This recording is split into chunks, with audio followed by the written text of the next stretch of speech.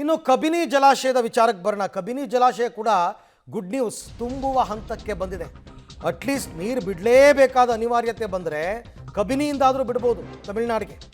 ಬರದ ನಡುವೆ ಕಾವೇರಿ ಕೊಳ್ಳದ ರೈತರಿಗೆ ಸಂತಸದ ಸುದ್ದಿ. ಸಂಪೂರ್ಣ ಭರ್ತಿಯ ಹಂತಕ್ಕೆ ತಲುಪಿದೆ ಕಬಿನಿ ಜಲಾಶಯ. ಕಬಿನಿ ಜಲಾಶಯದ ಒಳಹರಿವು ಕೂಡ ಹೆಚ್ಚಳವಾಗಿದೆ. ಒಂದೇ ದಿವಸದಲ್ಲಿ 2 ಅಡಿ ಜಲಾಶಯದ ನೀರು ಹೆಚ್ಚಳ. ಇದಕ್ಕೆ ಕಾರಣ ಕೇರಳದಲ್ಲಿ ಮಳೆ ಆಗ್ತಾ ಇದೆ.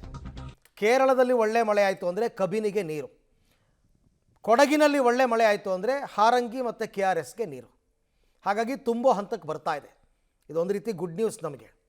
ತೀರಾ ನಮಗೆ CWMA ಸಭೆಯಲ್ಲಿ ಸುಪ್ರೀಂ ಕೋರ್ಟ್ನಲ್ಲಿ ಏನಾದರೂ ನಮ್ಮ ಪರವಾಗಿ ಆದೇಶ ಬರದೇ ಇದ್ದರೆ, ನೀರು ಬಿಡುವ ಅನಿವಾರ್ಯತೆ ಇದ್ದರೆ ಕಬಿನಿಯಿಂದಾದರೂ ಬಿಟ್ಕೋಬೋದು. ಕಬಿನಿ ನೀರು ನಿಮಗೆ KRSಗೆ ಬರಲ್ಲ, ಅದು ನಿಮಗೆ ಕಾವೇರಿ ನದಿಯನ್ನು ಟಿ ನರಸೀಪುರದಲ್ಲಿ ಜಾಯಿನ್ ಆಗುತ್ತೆ. ಬಟ್ ಅದು ತಮಿಳ್ನಾಡಿಗೆ ಹರ್ಕೊಂಡು ಹೋಗುತ್ತೆ ಆಮೇಲೆ ಒಟ್ಟಿಗೆ. ಹಾಗಾಗಿ ನಾವು ನೀರು ಬಿಡ್ಬೋದು ಕಬಿನಿಯಿಂದ.